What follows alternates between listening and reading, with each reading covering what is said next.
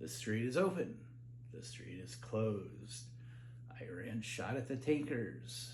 Where this stops, nobody knows. So, over the past few weeks, we've been tracking something in real time. Statements, actions, policy moves, reactions. Not to argue about them, but to see if they form a pattern. Because if they do, we can do something powerful. We can map those patterns to a leadership style, match that up to a worldview, and actually predict what comes next. And just as important, we can try to prove ourselves wrong. Yeah, you heard me. Prove ourselves wrong. This isn't theoretical. This is about the current U.S. administration right now. We've seen foreign policy moves around Iran and the Strait of Hormuz, shifting ceasefire dynamics, domestic executive actions, and messaging that changes faster than policy. So the question is simple. Are these isolated events, or is this a consistent pattern? Here's how we're analyzing it. We start with observable behavior, and then we separate the signal from the noise. Statements, low signal. Policy, medium. Where resources go, where force is applied, that's high signal. So this week, the statement was, the strait is open. The negotiation terms are agreed to and the details are nearly all wrapped up. The war is pretty much over. But what do you see with your eyes? A massive airlift of supplies coming from the U.S. through Europe to the forces in the Middle East. The U.S. blockade remains in place. Iran says the strait is open, but completely subject to all our terms and conditions, and certainly 100% under Iranian control. Then they turned the first wave of ships around and sent them back into the Gulf. And then at the second wave, they actually fired on the ships that their own government officials had cleared. This war is not over, not even close. Give me a break. Then we ask, what kind of leadership style or paradigm produces this pattern? So we do some real-world pattern mapping. So let's ground this in what we're seeing right now, not hypotheticals, real-world behavior patterns. On the messaging side, we're seeing direct public-facing statements on social media that break from traditional presidential tone. Language that's more immediate, more personal, and more profane than what you'd expect from formal diplomatic channels. In some cases, threats or warnings are delivered publicly before or even instead of going through traditional diplomatic back channels. We've seen positions that shift quickly, and those shifts are announced in real time directly to the public. On the policy side, we're seeing moments where messaging appears to lead policy, not explain it, but actively shape it in real time. That's a major shift from historical norms where messaging typically follows structured decision making. And this is important because norms matter, not as rules, but as signals. Historically, U.S. presidents communicate major threats, military posture, or diplomatic positions through formal statements, allied coordinations, and structured press briefings. But what we're seeing now is direct-to-public communication, compressed timelines between statement and action, and language that escalates faster than traditional diplomacy would allow. That doesn't automatically mean instability, but it does tell us we're operating under a different pattern. Taken together, this looks a lot like transactional leadership operating under short-term incentives for visible outcomes. But we need to be careful because there's another explanation, and this is where we get to try to prove ourselves wrong.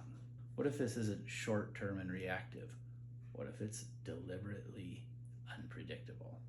A strategy where chaos creates leverage, uncertainty pressures opponents, and inconsistency is actually controlled. If it's transactional and short-term, we should continue to see continued reactivity, visible reward and punishment patterns, and short-term wins prioritized over long-term consistency.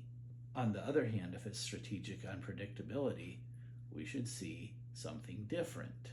Despite the chaos, outcomes start stacking in a consistent manner over time. And of course, there are constraints. In any situation, the opponent gets a vote. So let's add reality. No administration operates in a vacuum. Courts push back, Congress slows things down, allies react, and markets respond. And the big one, midterms are coming. So what we're really watching is not just what the administration does, but what it tries to do versus what actually happens. And here's where the pattern either holds or breaks. If actions are short-term and reactive, we should see a loop. Action creates instability. Instability results in pressure.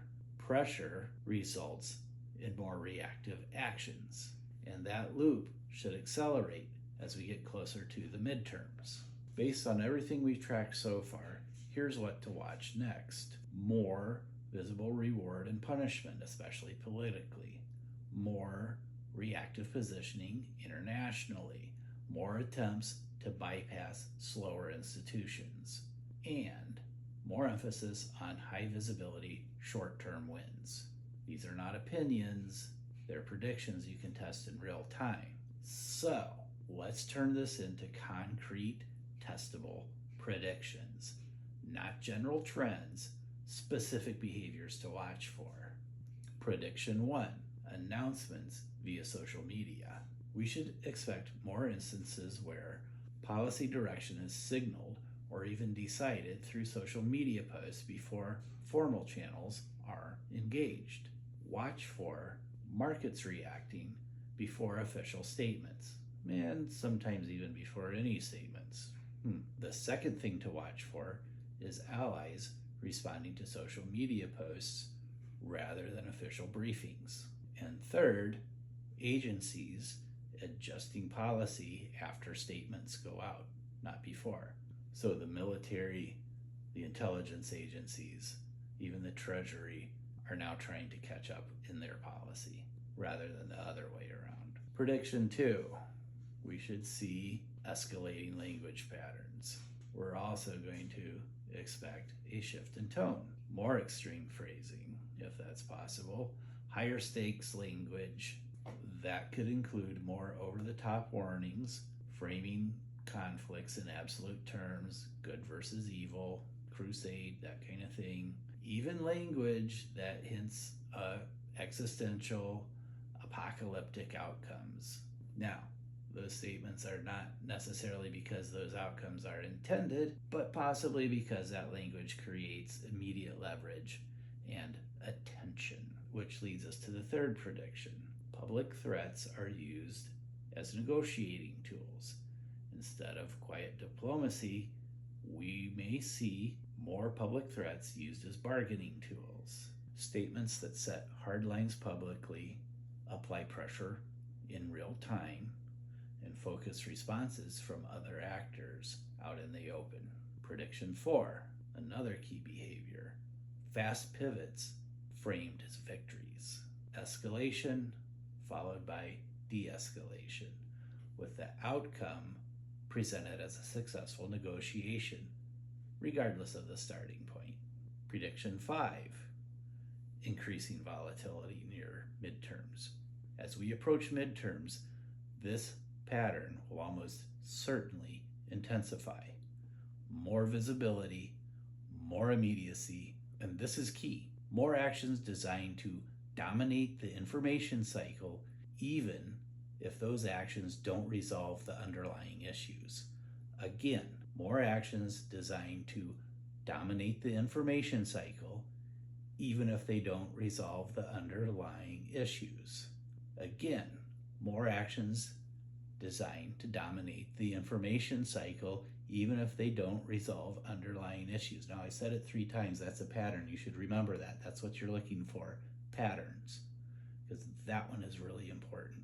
Now, given those 5 predictions, how do we know if we're wrong? So, If we start seeing consistent long-term strategy with delayed payoff and reduced reactivity even under pressure, and stronger reliance on institutions instead of bypassing them, and carefully staged messaging through traditional diplomatic channels, reduced use of real-time public threats, and consistency between statements and long-term policy, then the transactional leadership model starts to break down and this worldview doesn't hold. And then we need to consider alternative models. Now, this is bigger than one administration because the same patterns apply globally in NATO, in Ukraine, in Russia, in China. This is how different leaders approach power, stability, and conflict. This is where the real paradigm struggle is happening. If the model is right, the next few months won't feel random. They'll feel predictable. So watch closely, observe the behaviors, track the signals, separate signal from noise, and test it yourself.